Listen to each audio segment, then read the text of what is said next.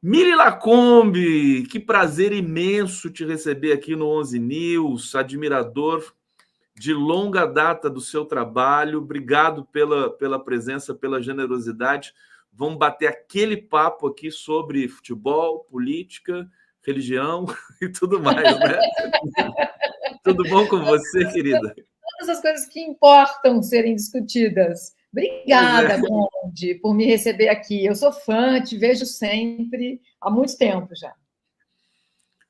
Olha só, que honra minha aqui saber que a Mili dá uma espiada lá nas minhas Oh, na gritaria, né? Minha gritaria, Mili. Ô, Mili, querida, olha, eu tenho tanta curiosidade para falar com você, porque eu gosto muito do tema do futebol. Eu já conversei com o Juca aqui algumas vezes falando sobre isso, mas você está mergulhada muito nas questões, inclusive, que transcendem o próprio futebol, o Juca também, né? Questão da política e tudo mais. O que está acontecendo? O que aconteceu? O futebol já foi digamos, um mundo em que os jogadores eram politizados, democráticos. Eu me lembro, evidentemente, da democracia corintiana e tudo mais. sim. Degradou-se, já foi bom, não é mais ou nunca foi? Fala um pouquinho sobre isso para gente.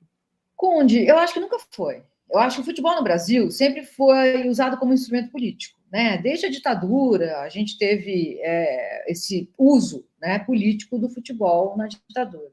Só que o futebol em campo ele era transgressor, ele era uma insurreição, porque a gente tinha esquemas táticos que mostravam do que éramos feitos, né?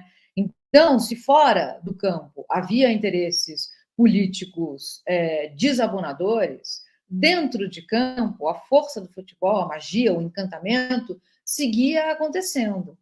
E a gente via, por exemplo, as seleções de 70, 82, 86. A seleção que mais me comoveu, talvez o time que mais tenha me comovido na história seja o do Tele de 82. E aí, é claro que a gente entra com esse peso do sistema econômico que nos organiza, que é resultado, eficiência. E aí vão falar: não, mas a seleção jogou bem, mas não ganhou, então não interessa essa seleção. Mas em campo, a gente se reconhecia. O que a seleção ofereceu para a gente de 82 foi muita coisa. O reconhecimento da gente enquanto cultura, enquanto nação. O Brasil, como diz o Luiz Antônio Simas, que existe nas frestas, que luta contra o conservadorismo, contra essas instituições tão caretas e covardes. Então, o futebol, para te responder mais diretamente, nunca foi, mas em campo ele existia, ele pulsava, ele vibrava. E agora a gente não tem nem mais isso. O futebol, eu acho que no Brasil a gente vê estádios lotados, né? O tempo, pelo menos o Campeonato Brasileiro, que é o campeonato mais extravagantemente disputado do mundo, né? O Campeonato Brasileiro de Futebol.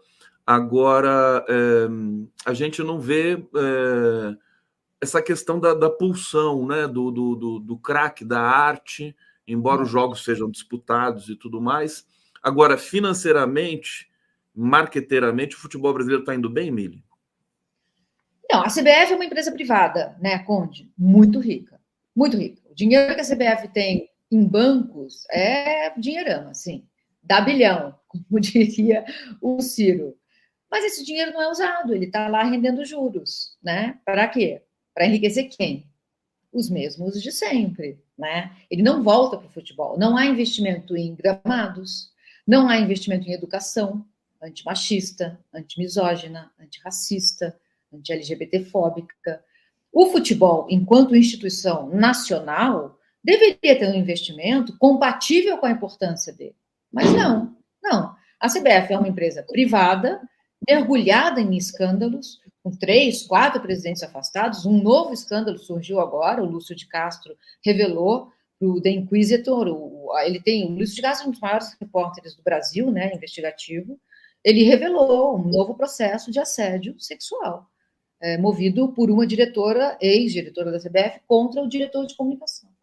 São escândalos atrás de escândalos. Então, não há interesse político da CBF em melhorar o nosso futebol. A CBF existe por poder e riqueza. É isso. Então, o futebol ele vai existindo meio sozinho, sabe? por causa da gente. Vamos entrar nesse tema da CBF, porque eu acho que a CBF está também pagando um pouco por toda essa coisa terrível que eles representam, né?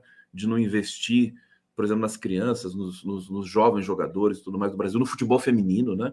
Futebol feminino, eles acabaram fazendo algumas coisas assim para disfarçar, né, Mili? Porque, na verdade, continua sendo relegado assim a uma coisa secundária. Mas uma coisa que está me martelando bastante, vamos lembrar do último manifesto aí do inelegível na Avenida Paulista, todo mundo de camisa da CBF. Eu fiquei pensando assim, se a CBF fosse enfim, uma instituição séria, entraria na justiça, falar assim, meu Deus, claro, todo mundo usando uma manifestação política, manchando o uniforme da CBF. Não é uma loucura isso? Sim, em 2016 ela teria que ter entrado. Porque o uso da camisa como símbolo nazi-fascista começou ali. A gente tem o Michel German, o professor, falando da associação entre o bolsonarismo e o nazismo desde aquela época. Então, a CBF deveria ter gritado ali. Mas não, ela tá misturada a esse tipo de interesse. E é engraçado quando que são essas pessoas que falam assim, futebol e política não se misturam. São as primeiras que pegam a camisa da CBF, colocam e vão para uma manifestação de caráter nazifascista. Porque a gente não pode esquecer que essas manifestações... A extrema-direita não é um lugar legítimo de existência da política nacional. Não é. Quando eu vi as imagens dos torcedores da Gaviões, você viu isso, barrando? Eu vi, claro. Eu tenho até imagens aqui. É fantástico. Aliás, teve um deputado que entrou com uma ação contra Gaviões, sim, porque parece que tem uma lei que, né, coíbe esse tipo de coisa. O que é compreensível, mas que foi bonito, foi. Né? Então, mas aí, exato, porque aí a gente vai buscar registros históricos de coisas que eram legais, mas nunca foram legítimas. O apartheid, por exemplo. O que a gente imagina, o que a gente sentiria hoje vendo um grupo de pessoas negras na África do Sul não permitindo que gente do apartheid entrasse no vagão? A gente ia sentir o que a gente sentia do Bastardos Inglórios. Porque não teve violência. Eles só falaram, aqui não, aqui não. Foi um gesto simbólico. Essa turma aí que está indo na manifestação de extrema-direita lutar por coisas como tortura, torturador, ditadura e tudo que vem a reboque, pegaram o outro trem, gente, o trem seguinte. Eles foram a tal manifestação. É um gesto simbólico, né? E aí, onde assim, o direito de ir e vir. Ah, meu Deus! Quem tem no Brasil o direito de ir e vir? Um jovem negro pode andar à noite pelos jardins, flanando, olhando a lua cheia? Não pode. Os jovens periféricos podem sair da periferia sem ser para trabalhar e ficar flanando pelos bairros ricos do Brasil? Não podem. Mulheres podem andar sozinhas na rua? Não podem. Mulheres podem entrar num vagão lotado de metrô? Não podem. Somos abusados. Mulheres não podem nem ficar em casa direito, né? Nem ficar em casa. Então, assim, vamos sem hipocrisia, né? Quer falar sobre o direito de ir e vir? Vamos começar por esses. E não por um bando de manifestantes de inclinação nazifascista que atrasou um vagão para chegar na manifestação. Isso é histórico. O registro da Gaviões é histórico. É o que a gente sentiria se judeus não deixarem comandantes da Gestapo entrarem no vagão.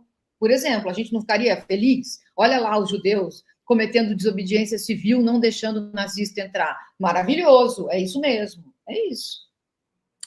Aliás, as torcidas organizadas têm dado um show de consciência política nesse país, impressionante, né?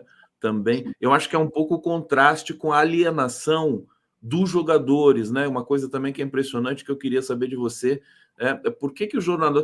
O pessoal aqui está super esperto aqui no bate-papo, já te conhecem, aliás, estão adorando aqui sua presença, daqui a pouco eu vou para o bate-papo para ler as perguntas e os comentários, mas o que acontece? Por que o futebol neymarizou, se neymarizou? Porque o Neymar, sabe que eu tenho pena do Neymar, o Mili, porque ele ficou interrompido como sujeito. Sim, ficou interrompido. O pai não deixou ele crescer. Perfeito. É uma coisa tão impressionante. Perfeito. Ele mantém o Júnior na camisa. Neymar é um nome que dispensa o Júnior. Ele é o único Neymar. Né? Não é João Júnior, é Neymar. Ele mantém o Júnior Eu imagino, porque ele quer dizer o seguinte, mesmo que ele não tenha consciência sobre o que ele quer dizer, existe um outro Neymar, que é o Neymar original, que é o Neymar pai. Concordo com essa análise, Conde, ele foi interrompido como sujeito. Ele não teve a chance de saber quem ele era. É claro que ele é jovem, de repente ele ainda pode saber quem ele é, né? Ele pode fazer essa investigação. Eu acho improvável, mas não vou dizer que é impossível. A questão é que o Neymar é um retrato da sociedade que a gente vive hoje, que é uma sociedade egoísta, é uma sociedade que quem tem dinheiro pode tudo, é uma sociedade absolutamente neoliberal, uma sociedade competitiva, uma sociedade que acredita que quem tem dinheiro conseguiu, se esforçou, é só você também se esforçar. E não é, né, Conde? As pessoas mais esforçadas que eu conheço são bem pobres. E as menos esforçadas são muito ricas. O Neymar é um retrato dessa sociedade. A história do Hendrick é muito bonita, né? Não sei se você viu, o pai muito humilde, acho que do interior de Goiás, e que desde o Hendrick, desde, né, bebezinho, já parecia que ia ser um craque de bola. Ele é impressionante, o Hendrick, né? Muito novo, né? E, enfim, parece que ele vai resistir um pouco, né? Poucas vezes que eu vi ele falando, assim, mas é muito curioso isso aí. Eu acho que o jogador de futebol poderia ser uma coisa melhor, porque as crianças adoram, eles ficam influenciados, né? Muita gente elogia o Cristiano Ronaldo e o Messi, né? Mais o Ronaldo. Você acha que o Ronaldo é uma referência boa no futebol? Então, acho que assim, dentro desse universo que é tão limitado, tão acanhado politicamente, a gente pode sim falar dele. Ele já se manifestou por causas que nos parecem caras, assim, por causas humanitárias. Mas é tão pouquinho, né? Eles poderiam fazer tanto. A voz deles tem um alcance tão imenso, mas não tem consciência de classe. Não há consciência de classe. Como não há, em geral, né? É uma ferramenta também do sistema dominador e opressor. Não tem consciência de classe. Eles realmente acreditam que se eles conseguiram, qualquer um pode conseguir, porque a realidade original deles era muito difícil. As histórias sobre como pais e mães levavam essa galera para treinar, gente que não tinha dinheiro para condução, que ia treinar sem comer. E aí eles conseguem, e o sistema diz para eles: você conseguiu porque você é foda, você é do caralho, por isso que você conseguiu. Vai lá e agradece a Deus e a você. E é isso.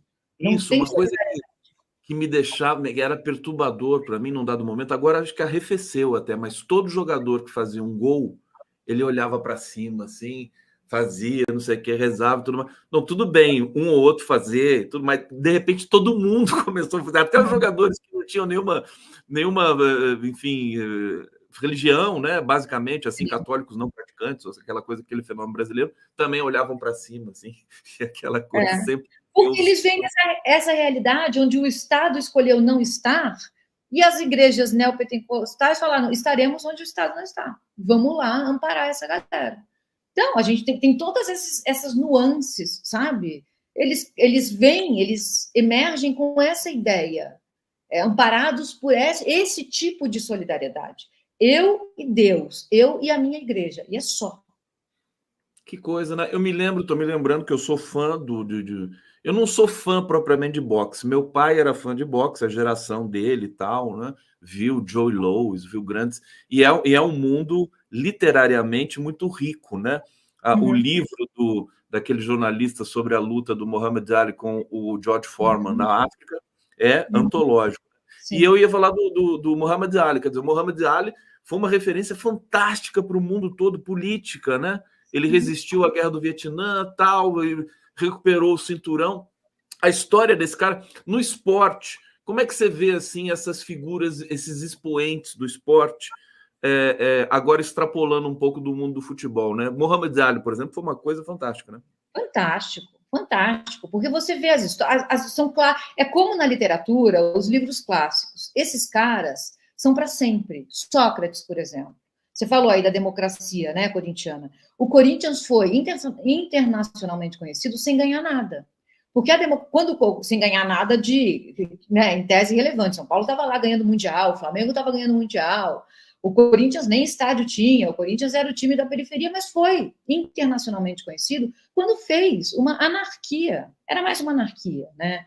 Anarquia não é bagunça, anarquia é coisa muito séria. Mas chamamos de democracia. É isso. O Corinthians tentou um novo modelo que também se refletiu em campo, taticamente. Será que quem caiu? Você caiu ou eu caí? Voltando. Acho que foi uma instabilidade passageira. Passou. Passageira. Para mim está ótimo. Tá bom. Então é isso, o Corinthians tentou uma coisa diferente, né? Você vê o Klopp, o treinador do Liverpool, falando, o Klopp é um socialista, né? Ele fala coisas do tipo, eu não pago por seguro-saúde, eu me recuso a pagar por seguro-saúde. Eu quero um Estado que seja provedor, para mim e para todo mundo. Ele poderia comprar uma seguradora de saúde com tanto que ele ganha, né? Mas e você reflete isso na maneira como os jogadores jogam, um futebol solidário. O Diniz, o discurso do Diniz também é um discurso socialista. E você vê em campo como isso é aplicado taticamente. Essa magia do futebol. O Diniz, do Fluminense, né? Sim. Ele tem um discurso socializante, realmente, né? Sim. Você vê isso em campo? Você consegue ver no Fluminense? Consigo. Perfeitamente eu vejo isso. Incrível isso. Eu fiz agora o pós-fácil de um livro que se chama Futebol à Esquerda, que vai ser relançado no Brasil. Histórias de jogadores que eram esquerda, justamente isso que a gente está falando, né? Tem o Sócrates lá. Claro. Tem histórias muito bonitas. E eu falo do Diniz, muito, porque o Diniz é esse cara, embora ele ainda não tenha se manifestado em relação ao Daniel Alves. Eu espero que ele ainda faça. Pois é, esse é um caso também importante para a gente comentar aqui. Deixa eu trazer comentários aqui do público. O Fernando Baia está dizendo aqui, onde a Arena vai mal? Mais um time no Nacional. Arena... Era uma frase da época da ditadura. Onde a Arena, o partido político, vai mal, vamos meter mais um time do Campeonato Nacional no Brasileirão da época. Era uma ferramenta. Então, se a Arena está indo mal... Disse, por favor, o que você ia falar? Se a Arena está indo mal, coloca mais um time. Chegou, sei lá, ter 70 times, porque a Arena usou... futebol como alienação cúmplice da ditadura, né? A minha cultura de histórica estava fraca, não lembrava dessa... aliás, não tinha conhecimento desse ditado, não. Edson Antunes, futebol deixou de ser esporte, virou negócio. Orlando Filho, fundador da Gaviões, é grande amigo do Juca Kfouri. Só aí já dá para avaliar o caráter do sujeito. Que bacana. Cláudio Klaus, Mili maravilhosa. Roberto Henriques, Mili está linda de cabelos curtos, sou fã de seus artigos. Lembremos do grande Afonsinho, esse cara é demais, ele mora lá em Paquetá, né, a figuraça. Ele foi das primeiras vozes progressistas do futebol, Campos de Goitacazes. Edson Antunes, Neymar tem síndrome de Peter Pan? Pode ser, né? Essa coisa de um menino que não cresce. Soraya Tagana, bem-vinda. Mili, venha nos esclarecer com sua presença, força e coragem. Mili é uma referência, né, para todos. Né? Você faz tempo de cabelo curtinho assim, né? Eu te conheço. Eu raspei a cabeça em homenagem a minha ex-mulher que foi diagnosticada com câncer de mama na época. E aí eu passei a máquina para ela. Ela falou, tô com medo de perder o cabelo. Aí eu passei a máquina. E aí eu gostei. Fantástico aí. Olha só. Mili, o Daniel Alves foi condenado em Barcelona. Muita gente, inclusive eu, né? Acho que é muito pouco para a gravidade do crime que ele cometeu. E é incrível como esses jogadores ficam se solidarizando. Aí o Neymar vai lá e paga a multa do Daniel Alves. E o Tite fez uma declaração também. Uma coisa assim que é tão terrível isso para o jogador. Teve alguns jogadores que se manifestaram de maneira, digamos assim, firme, né, com relação ao crime cometido pelo Daniel Alves, estupro, né? E agora tem o caso do Robinho também, que vai cumprir no Brasil, acho que a condenação dele. Que lição que fica do Daniel Alves para o mundo da bola? Então, Conde, eu gosto de falar desse assunto assim. Me interessa mais saber que tipo de reforma que será colocada no Daniel Alves do que quanto tempo ele vai ficar na prisão. Porque se me disser assim, ele vai ficar 1 ano, mas ele vai sair de lá absolutamente reformado. Ele vai ter entendido a gravidade do crime que ele cometeu. É melhor para mim do que vão falar, ele vai ficar 10 anos, mas ele vai sair igualzinho, achando que ele foi injustiçado. Porque a gente vive numa sociedade que diz para os meninos que o capital simbólico deles vem de quantas mulheres eles pegarem. Pega aí, porque pega como for. E diz para as meninas que elas não podem se deixar pegar. Elas não podem se deixar se estuprar, senão a culpa vai ser delas. Você precisa ser uma pessoa de respeito. Não vai sair com esse decote, não vai sair com essa saia, não vai dançar funk. Então, o recado para os meninos é farra. E para as meninas, quando acontece com a gente, acaba a nossa vida. Acaba a nossa vida. Uma ida a uma boate em que a gente é estuprada, ou abusada, ou assediada, para a gente voltar disso é muito difícil. Tem muitas que não voltam. Então, são mundos muito diferentes. A gente precisa punir e educar, porque só punir não vai adiantar. Então, que tipo de processo vai ser colocado para o Daniel Alves? E para o Robinho, esperando que o Robinho seja preso? Porque não adianta o Robinho achar que ele não fez nada, entende?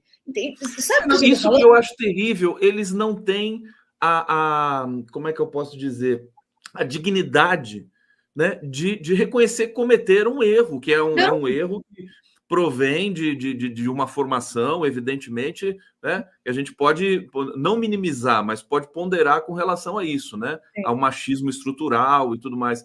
Mas não, ficam negando sempre, não fizeram nada, mentindo descaradamente. Existem só dois tipos de mulheres, as santas e as putas. E da cabeça deles foi uma puta, então não pega nada. Qual o problema? Ela estava na boate. Eles não têm a mínima noção do que é o sujeito mulher. A cultura heteronormativa, ela é homoafetiva. O que um homem quer do outro homem, o que um homem quer é respeito do outro homem, afeto do outro homem, tempo passado com outro homem, admiração de outro homem. O que eles querem das mulheres é sexo e servitude. Me faz o jantar, cuida da minha casa, transa comigo. O resto eu vou buscar de outros caras. Então, é essa cultura que precisa mudar. Homens não citam mulheres, por exemplo, não leem mulheres, não escutam mulheres na música. Você entende? É isso que precisa mudar. Então, é educação.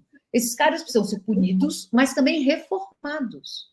Eu vou dar um exemplo. Eu fico pensando, Mili, às vezes eu vejo documentários, o documentário do Garrincha, Alegria do Povo, que é lindo, né? O documentário do Pelé também, com aquelas imagens dos anos 50, do Canal 100, lembra disso, né? Claro. E assim, primeiro, a arquibancada era repleta de negros, né? Hoje não é mais assim no Brasil. Não. Lá nos anos 50 só tinha negro na arquibancada, é uma coisa impressionante.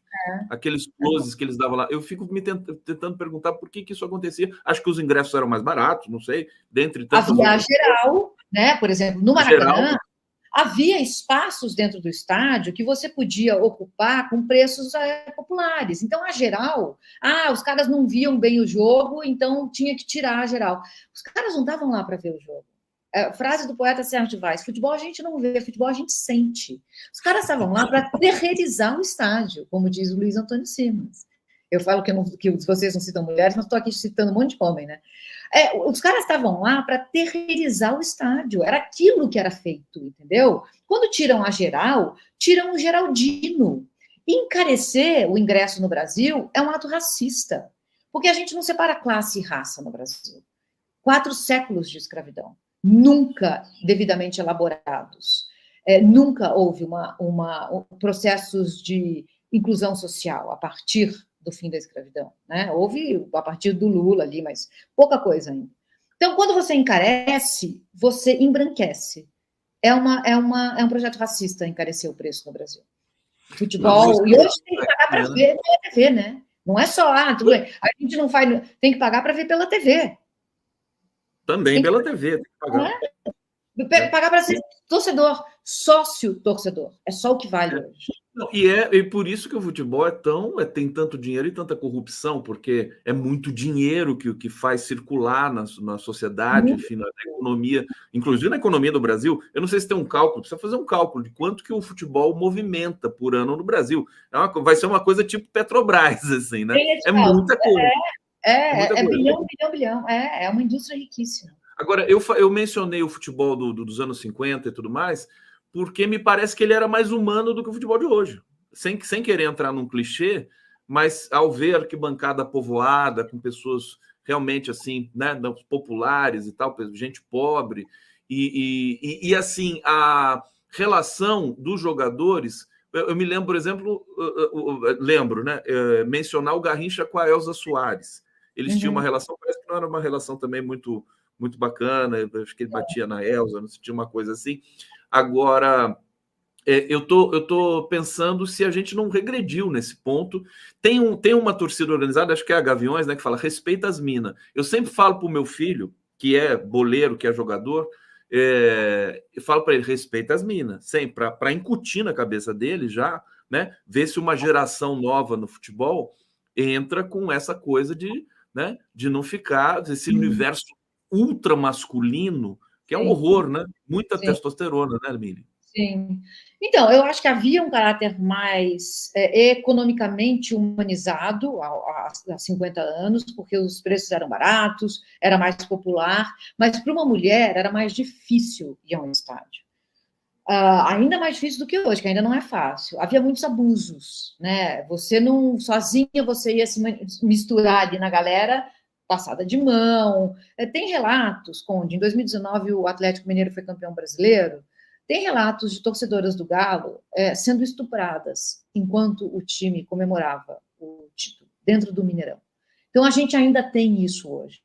E dentro das torcidas organizadas, também tem torcidas em que mulheres não podem tocar um instrumento, não podem segurar um bandeirão, por exemplo. Não podem, é coisa para homem. Ainda assim, há mulheres que se sentem mais seguras indo, pertencendo a uma torcida organizada. Porque lá dentro, embora elas não possam segurar o bandeirão ou tocar um instrumento, haverá um respeito. Ela é da Gaviões, ela é da, sei lá, da Tupi, ela é da Dragões, da Real, sabe? Ela é da Yang Flu. Então, ela está entre os dela. Você vê como tem camadas e camadas de preconceitos ainda a serem desvendados. Ainda, eu costumo dizer o seguinte: uma mulher que ama futebol ama um esporte que detesta ela. Essa é a realidade. A gente ama um esporte que nos detesta todos os dias. E as mulheres dão um show no futebol, né? Eu adoro ver jogo de futebol feminino. Me parece que é um jogo, ele acho que é um pouco mais lento do que o masculino e por isso é mais bonito, na minha opinião. Quer dizer, os passes são mais redondos, uma coisa que acontece ali. Olha, o Fernando Galindo está aqui, querido Fernando Galindo, agradeço demais porque ele propiciou esse encontro aqui com a Mili. Super abraço para você, meu querido, grande encontro aqui, obrigadíssimo. A Clarinda Alves também está colaborando aqui. Ô, Mili, eu vou aproveitar.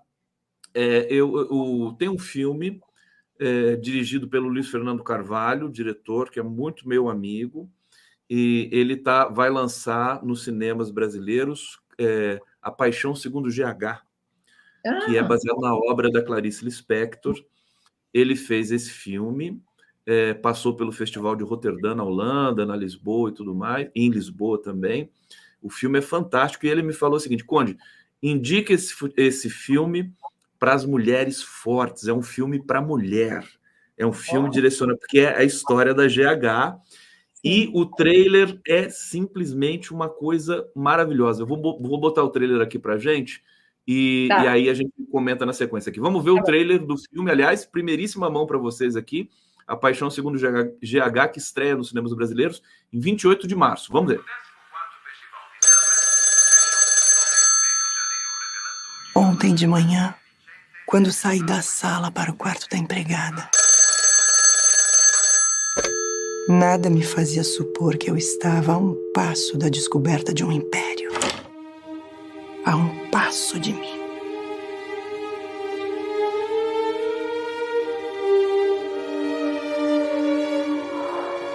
Antes de entrar no quarto, o que era eu?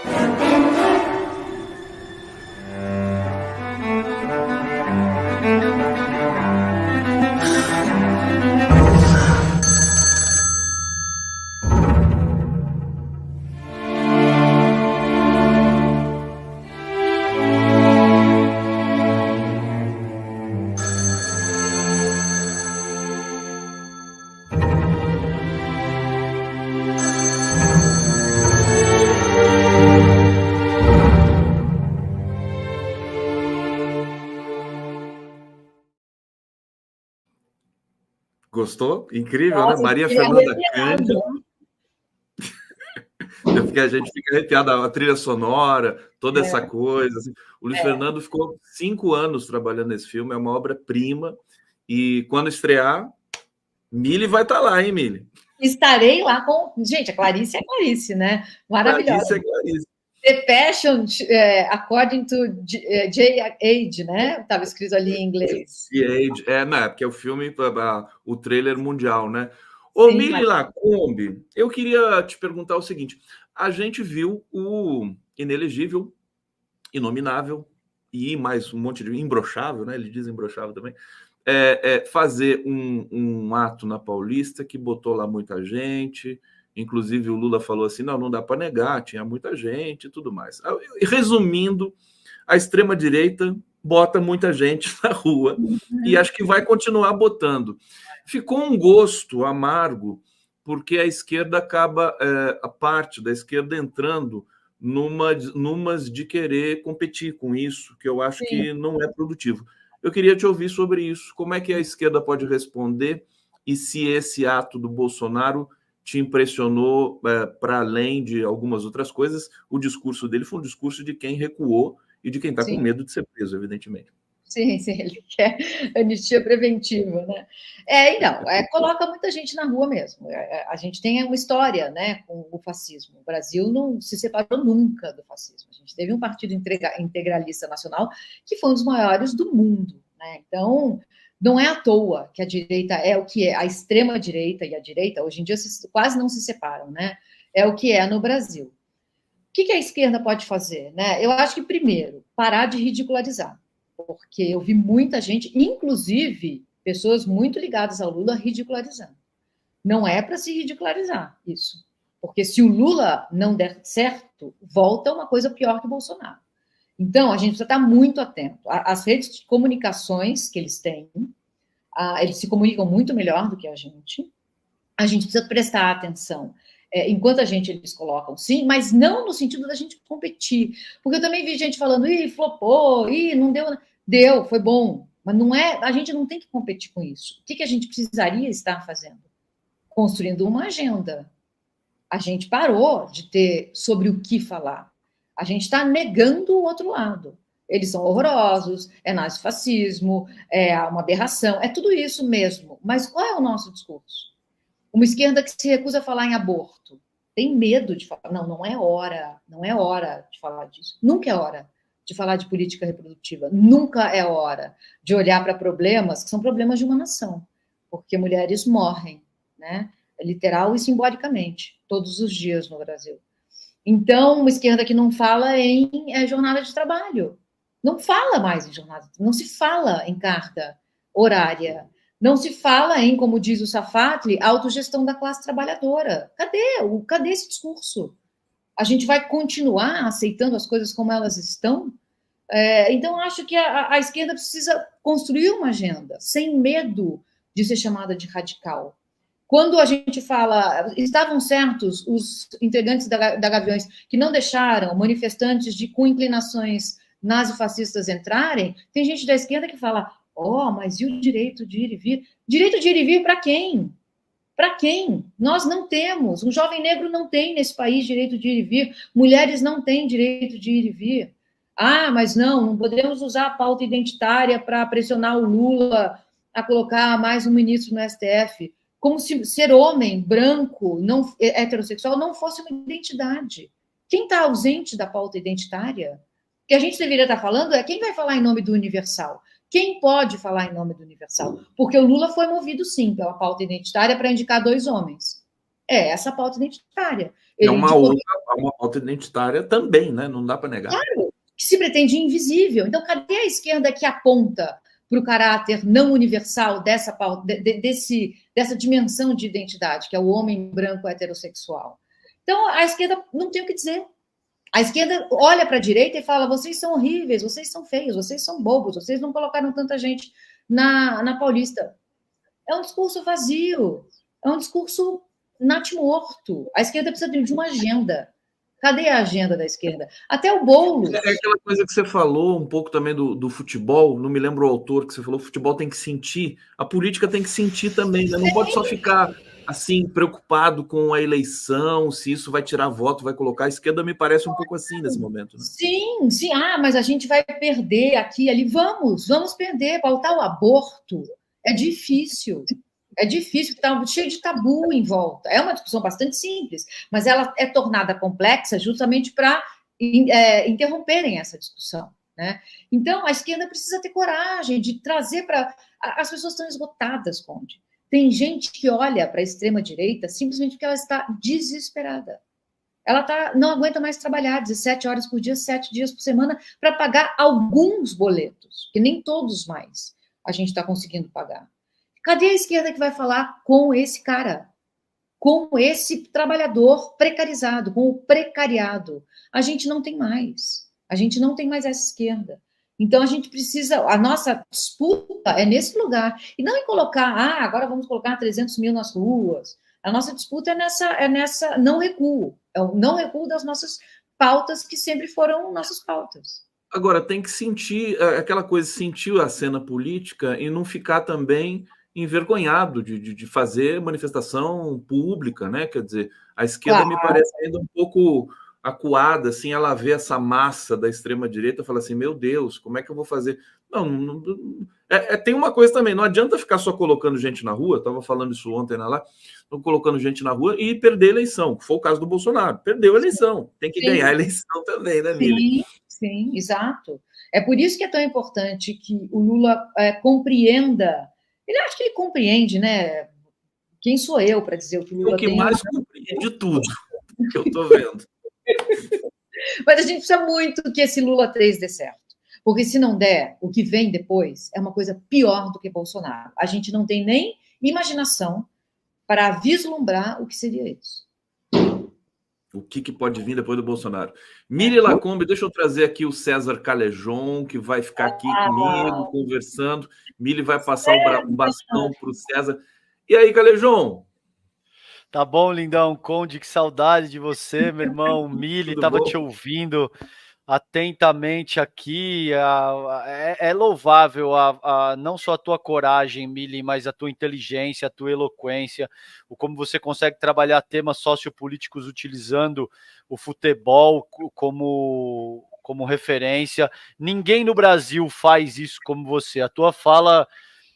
com relação a como se posicionou o Tite e a questão da Gaviões aí, é algo assim, você é uma joia, Mili, sou muito seu fã, cara. Cuidado, não fala que ela é uma joia, senão o Bolsonaro vende. Calejão, eu sou muito fã do Calejão. Muito fã. Então, elogio é bom sempre, mas elogio de quem a gente admira é tipo um deleite. Vou sair daqui, sei lá, já abri uma cerveja, nem sei que horas são, 11h30. Querida, obrigadíssimo. Estou muito feliz aqui em poder fazer esse papo contigo e espero que em breve você volte aqui para a gente conversar mais, tá bom? Voltarei, continuarei assistindo vocês. Um beijo, obrigada. Beijo grande. Mili Lacombe aqui no 11 News.